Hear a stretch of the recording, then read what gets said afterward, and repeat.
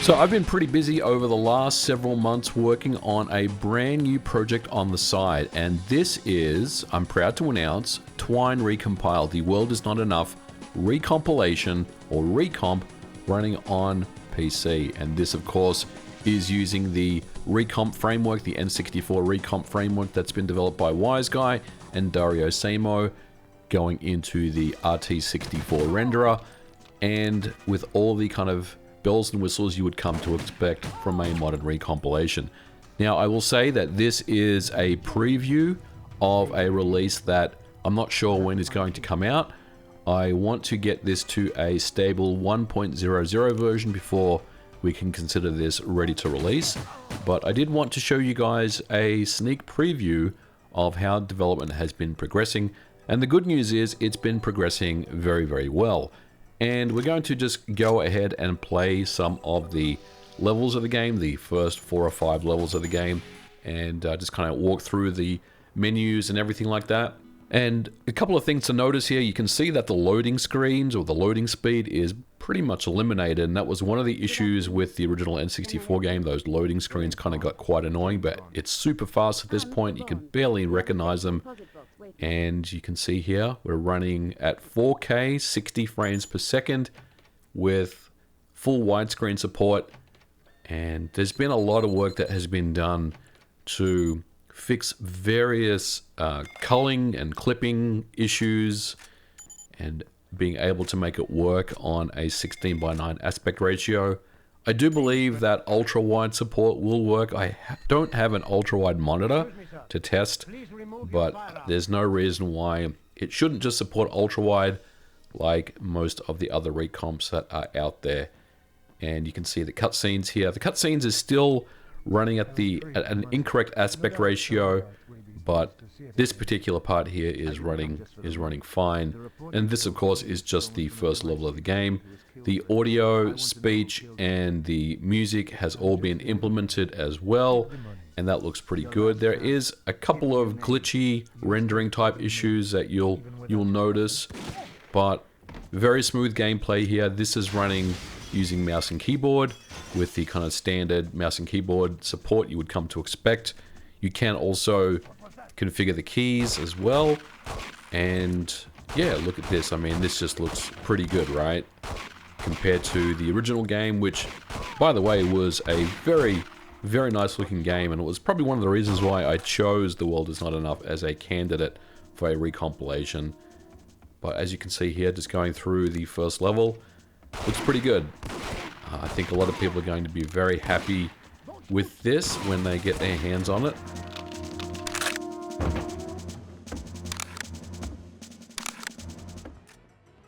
The other question is, what type of enhancements will you have outside of the regular ones? Well, there is an option currently to auto-load your save file, and if you are familiar with The World Is Not Enough, it has a pretty manual process in that when you beat a level, you have to go into the save menu and save your game to the controller pack, and if you fail to do this, then you basically have lost your progress.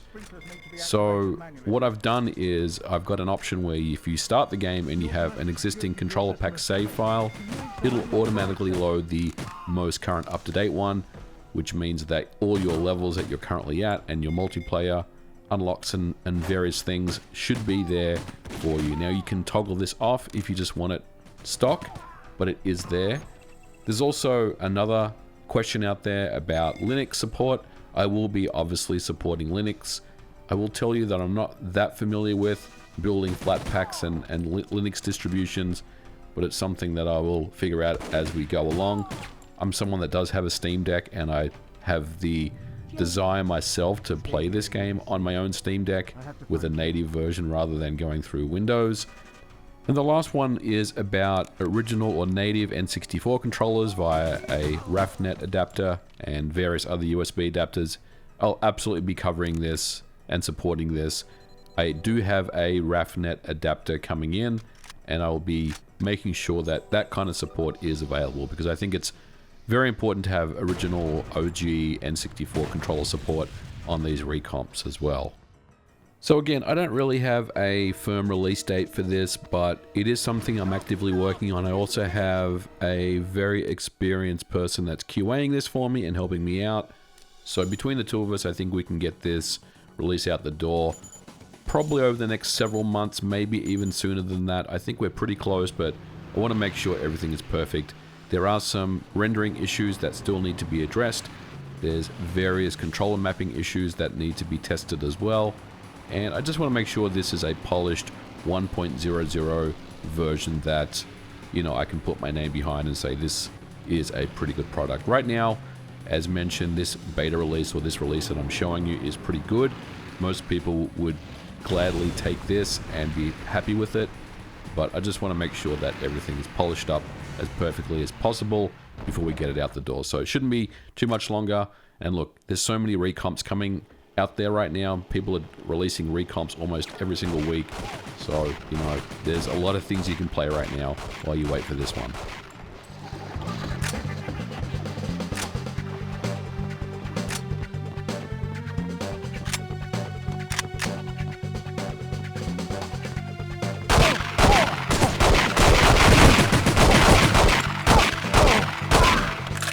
Now, one thing that I do want to talk about is that the N64 Recompiled process, the process of building a recompilation, has really become a lot more streamlined in modern times. And I think it's one of the reasons why more people are coming to the table with their own recomps, whether they're using AI or they're hand rolling it themselves. The tools have matured significantly back from when I first took a look at it, which was, I think, almost 2 years ago now, which it did work. It was, you know, more than a proof of concept, but it required a lot of fiddling around to kind of get some results out of it. But now I think the whole process is so much easier to use. It's a proven process where there's more than just a handful of games. I mean, there are quite a few games that are running under the Recompiled framework, and I would expect to see a lot more going forward as more people start to leverage and understand the recompilation framework and how it works. Whether they hand roll it or they're using AI tools to help them is kind of irrelevant. I think there's going to be a lot more of these coming out. And in fact, if you look at just the general kind of flow of these recomps, there's almost one that gets released every single week. It's not always on the N64, but the concepts are the same. Getting that static recompilation of code and then being able to compile that natively on Windows and then having a rendering engine and various subsystems to manage the game itself is something that we've seen on other platforms, including the Sony PlayStation. It has its own recompiled framework. There's also the Xbox Original and 360. They have their own recomp frameworks as well. So this really, I feel like, is the future of game preservation, and in many ways will really help with playing more powerful games on lesser hardware that simply, you know, you can't use an emulator for because they just won't run very well. I think with something like the N64, I mean, emulation is pretty good across the board, but for recomps that say, you know, run games from the Xbox 360 era, Xenia is a very demanding emulator, or PlayStation 3 emulation is very demanding. So having native recomps really does help open up that door for people that have, you know, mid-range PCs, even low-spec PCs, to play and enjoy these games on their hardware devices. Now, the other thing that I've been working on with this TWINE Recomp is I've been adding mods as well to the game, and this is something that I've wanted to kind of learn how to do myself. So I've created two pretty simple mods at this time, and these will be bundled with the game when we release it. But the first one is a simple FOV slider, and as you can see here, adjusting the field of view will dynamically adjust the field of view on the game, which is really cool. And the other one is just a cheat menu where I've basically just patching in Game Shark codes for things like unlocking all levels, infinite invincibility, and some various multiplayer cheats as well.